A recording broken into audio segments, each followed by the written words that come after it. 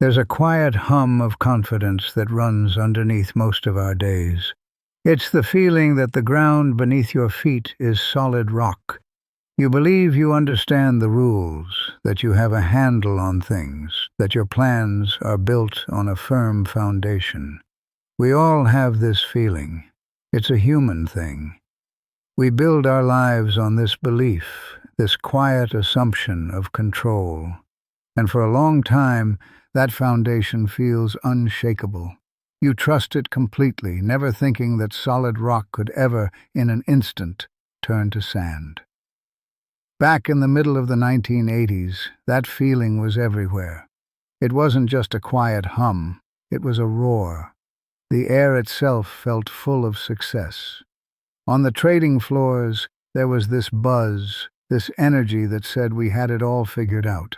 The world of money felt like a big, complicated puzzle that smart people had finally solved. And I was one of them, or so I thought. I was a product of that time. I breathed that confident air and believed, truly believed, that the path would only go up. We thought we had tamed risk. We thought we were masters of the game. My whole life started to get built on the numbers I saw on a screen. My identity got tangled up in the daily dance of the stock market. Waking up in the morning, the first thing I'd check wasn't the weather.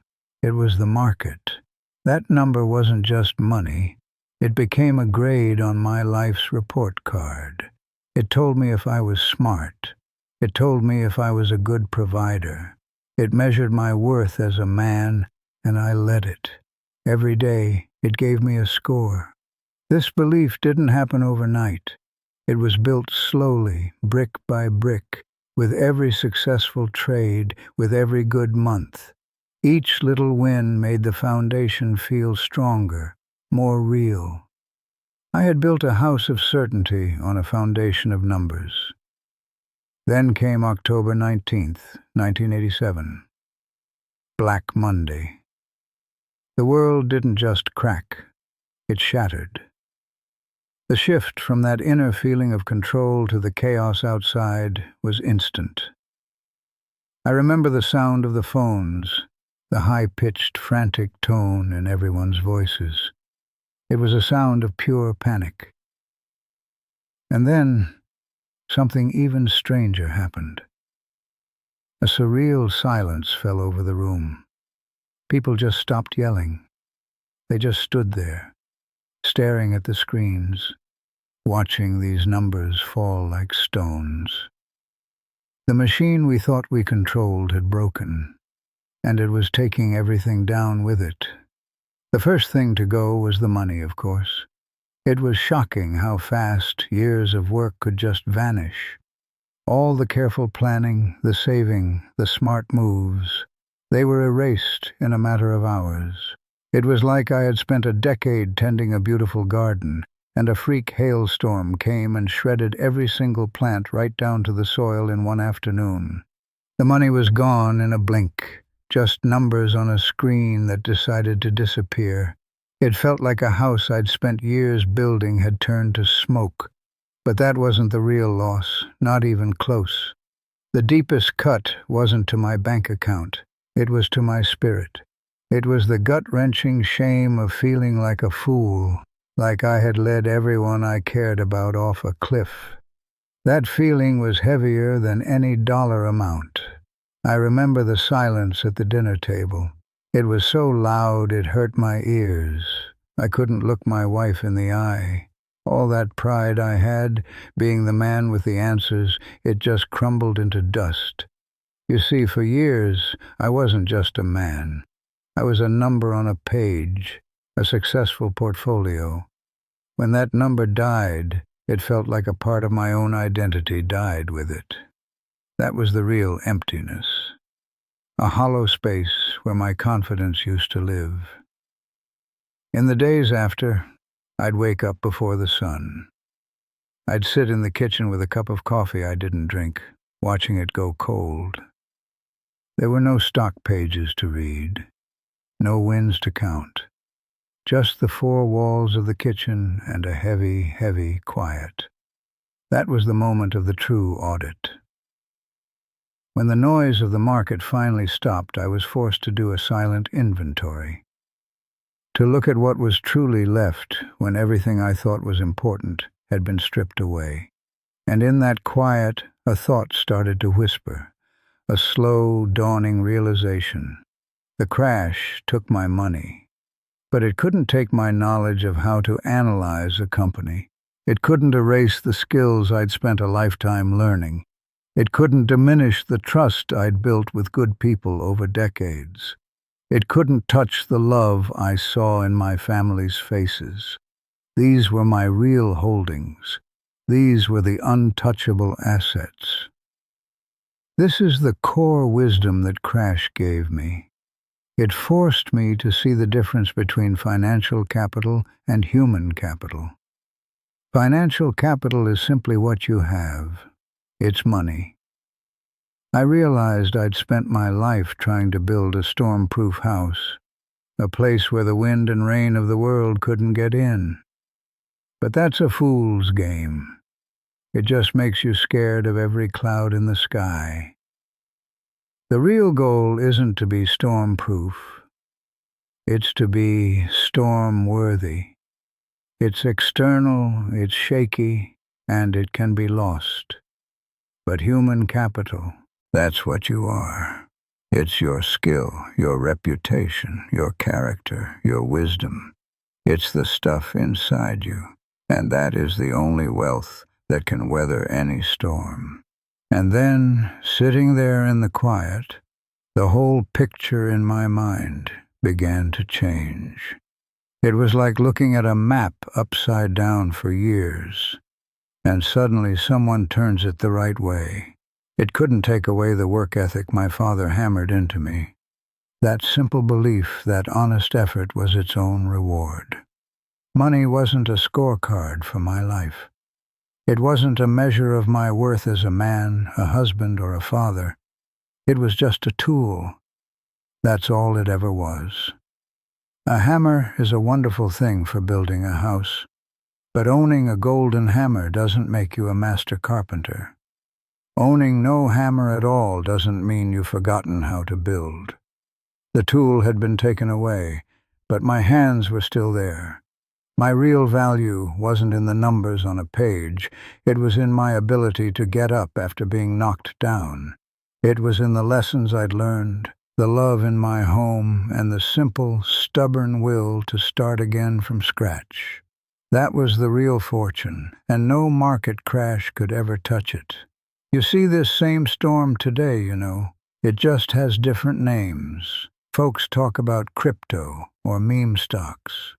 They stare at glowing screens, watching numbers jump and fall, feeling that same old thrill and that same old panic.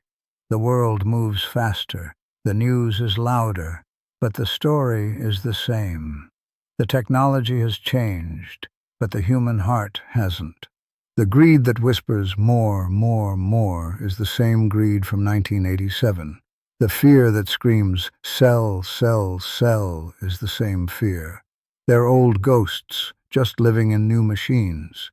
And this brings us to a strange truth. The more you chase that feeling of security through money, the more insecure you become. It's a paradox. You tie your peace of mind to something that jumps and dives like a wild thing, something you can never, ever truly control. Real security, that's an inside job. It's the quiet confidence that comes from knowing who you are without the numbers. It's the unshakable belief in your own ability to adapt, to learn, and to endure. That kind of security is built, not bought. I've come to think of it like this. The financial markets, the economy, all that external noise. It's just the weather. It can be sunny one day and a hurricane the next. It's chaotic, unpredictable, and completely out of your control. You can't stop the rain by yelling at the sky, so you stop trying. You let the weather do what it does, and you turn your attention to your roots. Tend to your character. Sharpen your skills. Nurture your relationships. because when the storms of life come, and they always do, it's not the weather that saves you. It's the strength of your roots, holding you firm in the ground. The numbers on the screen are like the weather. They can be sunny one day and a hurricane the next. But your roots, those are your character, your skills, your love for your family. The storm can break branches, but it can't touch the roots.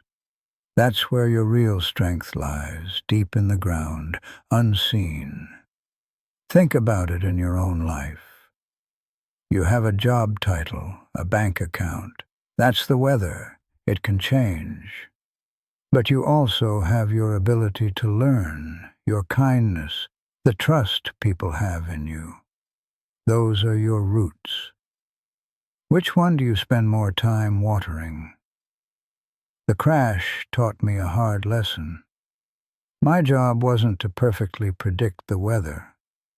No one can do that. My real job was to tend to my roots day in and day out. That's the secret to getting through any storm. It's the foundation of what people call resilience. And resilience isn't some fancy word for being tough. It's not about never falling down. It's about knowing that when you do fall, your roots are deep enough to hold you steady. They give you the nourishment to stand back up again, maybe a little weathered, but stronger. This isn't just a stock market lesson. It's an old piece of wisdom. You can see it in the farmer who trusts the soil more than a single harvest. You can see it in the sailor who knows the strength of his ship is more important than a single calm sea. Humanity has always known that surfaces change, but depth endures. The world will always have its storms. That's a promise. There will be other crashes, other losses, other moments where the world feels like it's breaking. You can't control that. The only thing you can truly build is what's inside you.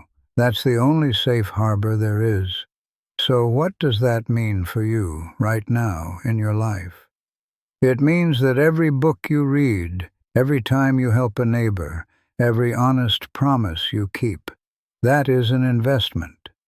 You are tending to your roots. You are building a wealth that no market crash can ever touch. These things don't show up on a spreadsheet. They don't have a ticker symbol, but they are your true net worth.